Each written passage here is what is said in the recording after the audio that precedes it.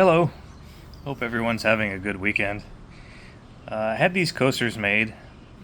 This is Adolf Weinman, um, a guy who is significantly cooler than some other Adolfs, and a guy who we do be talking about a lot on this channel. I don't know. I thought it would be funny. So these will be going out in future swag packs. Thought I would share some new stuff. This is some stuff from the Royal Mint. Got a little bit of gold. Let me get some zoomies. Probably need a microscope actually, because this is a 10th ouncer, tiny little guy.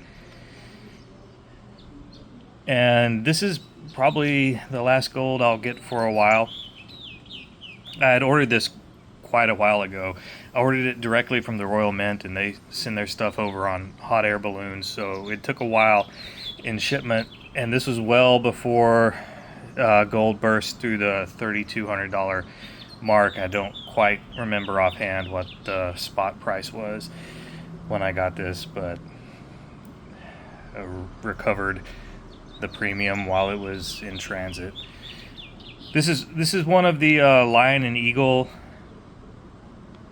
It's meant to commemorate the alliance between the United States and Great Britain. Kind of like the Libertania, the Liberty and Britannias that were produced on both sides of the pond. I'm actually a fan of commemorating the alliance. I love the Liberty and Britannia, and I love the Britannia and Liberty. The Liberty and Britannia in particular is a stunning coin, and it was a great investment. So yeah, we have the Eagle and the Lion. We all know the Eagle is the United States. The Lion is Great Britain through Richard I, Richard the Lionheart, a true badass. I've mentioned it before on my channel, but that dude did it all. He was king. He didn't really want to be king. He was a warrior. He was a child prodigy with a sword. He lived through captivity. He was on the Crusades. He was fighting in France. Like, of all historical figures in the world who are true badasses, that guy was one of them for sure. Check him out. Also got 5 ounces of these guys. I have to zoom out. Yeah. These are 2 British pound silver coins. They've been featured on my channel before.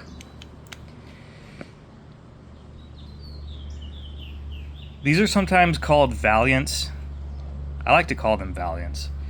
They're also just called St. George and the Dragon. It is a modern day interpretation of the sculpture that is on most gold sovereigns by sculptor Benedetto Petrucci of St. George slaying the dragon. And I don't want to be redundant for my repeat viewers, but I know I get a lot of new viewers who haven't seen my old stuff. So brief recap: Benedetto Petrucci made the sculpture of St. George slaying a dragon. Not this exact sculpture, but the inspiration for this sculpture that has been on most sovereigns. This is a new interpretation. The dragon is larger, more of a modern art style. I got to be honest with you, I prefer Petrucci's. It's more classic, better. And St. George was a real person. He was a Roman soldier in about the 3rd century AD in Great Britain, or the area now known as Great Britain. And he is a historical figure, and he converted to Christianity, Catholicism, and he became a saint. And in Catholicism, to become a saint, you have to perform a miracle. His miracle was slaying this dragon, a dragon that was terrorizing a village and had kidnapped a princess. So his miracle was he slew the dragon and rescued the princess. We've all heard that plot line before, but George did it first. Now, George is real, but dragons aren't real. So my whole thing is like, what did he actually do? he did something that became a myth of him slaying a dragon, and history is unclear. Can't find any hints or clues on what he did. Around the rim, adjacent to the edge, is some very fine engraving for a bullion coin. It's anti-counterfeit device, but love it. On the back is Chucky. We don't care about Chucky. So, what's next? So I noticed a change to the U.S. Mint's product schedule for 2025.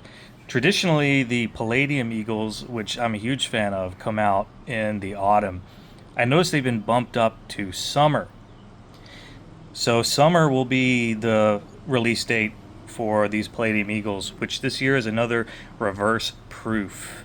And that's going to be a hot item. It has nothing to do, well, it has little to do with the spot price of palladium, the value of these coins. These coins are expensive because people want them, demand, and for numismatic reasons. So Palladium Eagles, in my opinion, always a good investment. Of course, I'm going to suck one of these up. So summer instead of autumn. Why did it move to summer? I think so it would not compete with a new autumn release, which is the DC Comics Wonder Woman silver medal and gold coin. The gold coin is a half ounce. Now, I knew they were releasing silver and gold of Batman and Superman this year. Kind of news to me that they're also going to do Wonder Woman this year. So I think that's going to be a pretty big drop in the fall, and I believe that's probably why they bumped up the Palladium Eagle so it wouldn't compete with it. So I've already sort of budgeted for a Superman gold coin. I think I'm going to have to pick up a Wonder Woman gold coin as well. I think that will be highly collectible. One of Wonder Woman's powers is the lasso of truth, which I think is like one of the most woman superpowers. Like, it's the superpower I think every woman wants, because you know how women be interrogating. Just kidding, ladies. But also, for real. So, lastly, metal prices haywire, gold and silver haywire. I wanted to know, what are you guys' strategy right now, short term and long term, given the extreme volatility in an already volatile market? I would like to hear from all of you, like how you're adjusting to the current turmoil. When it comes to economics, I'm not one to give an opinion.